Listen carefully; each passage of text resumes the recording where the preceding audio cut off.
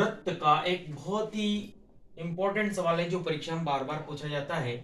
दो सकेंद्री वृत्तों की त्रिज्याएं 5 सेंटीमीटर और 3 सेंटीमीटर, मतलब जिसका केंद्र एक ही हो और त्रिज्या 5 सेंटीमीटर और 3 सेंटीमीटर। बड़े वृत्त की त्रिज्या 5 सेंटीमीटर और छोटे वृत्त की त्रिज्या 3 सेंटीमीटर।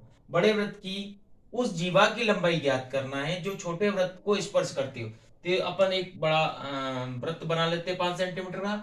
इसके अंदर एक ही केंद्र का एक छोटा वृत्त बना लेते हैं जिसकी त्रिज्या एक 3 सेंटीमीटर हो, एक 5 सेंटीमीटर हो, और इसकी एक जीवा ए बी ये जीवा है जो छोटे वृत्त को स्पर्श करती हो। तो ये स्पर्श बिंदु इसका पी आ जाएगा।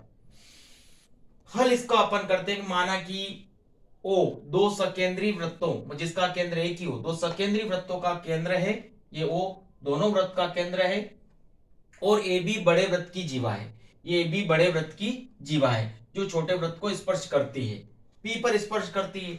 ओपी को अपन मिला देते हैं इसमें, क्योंकि ओपी छोटे वृत्त की त्रिज्या है, ओपी छोटे वृत्त की त्रिज्या है और ओए बड़े वृत्त की त्रिज्या है, और ए बी इस वृत्त की पी पर स्पर्श रेखा है। ये ए बी इस पर स्पर्श रेखा पी पर स्पर्श रेखा है, तो ओपी लंब होगा कहीं पर ए बी पर। हम जानते हैं कि वृत्त की किसी भी जीवा से, वृत्त की किसी भी जीवा से किसी वृत्त के केंद्र से खींचा जाने वाला लंब, किसी भी जीवा से वृत्त पर खींचा जाने वाला लंब जीवा को प्रतिशत समान भागों में विभाजित करता है। चूंकि ओपी किस पे लंब है, ए बी पर लंब है, तो ये इसका क्या हो जाएगा, एपी बराबर बीपी। ये दोनों बराबर होंगे क्योंकि समान भागों में विभाजित केंद्र से ये दी जाता है। तो वृत्त की किसी भी जीवा से किसी वृत्त के केंद्र से खींचा जाने वाला लंब जीवा को प्रतिशत मतलब समान दो भागों में विभाजित करता है। अब अपने पास समलंब त्रिभुज कौन सा है, एपीओ। एपीओ में हमारे पास चूंकि समकोण त्रिभुज हो गया, ये वाला अपना समकोण त्रिभुज हो जाएगा, तो इसमें पाइथागोरस प्रमेय लग जाएगी। पाइथागोरस प्रमेय मतलब कर्ण का वर्ग धन आधार का वर्ग धन लंब का वर्ग। तो कर्ण कर्ण क्या है इसमें, ओ ए है, ये ओ ए का वर्ग, ए पी क्या है आधार, और ओपी क्या है लंब का वर्ग। हमारे पास 5 सेंटीमीटर दे रहा है, छोटे वृत्त की त्रिज्या 3 सेंटीमीटर दे रखी है।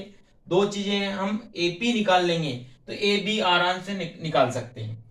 अब इसमें मान रख देते हैं, ओ ए की जगह 5 का वर्ग बराबर एपी का वर्ग धन 3 का वर्ग। 5 का वर्ग 25, एपी वर्ग और 3 का वर्ग मतलब 9। 9 को इधर लाएंगे, 25 में 9 गए 16, एपी वर्ग ये 4 का वर्ग हो जाएगा, एपी बराबर कितना हो जाएगा 4।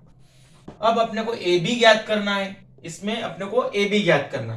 तो ए बी कैसे ज्ञात करेंगे, ए बी टू एपी हो जाएगा, मतलब ए एपी धन एपी मतलब बराबर समान भागों में विभाजित कर रहा है, तो 2 इंटू एपी मतलब 2 गुणित 4 बराबर 8 सेंटीमीटर।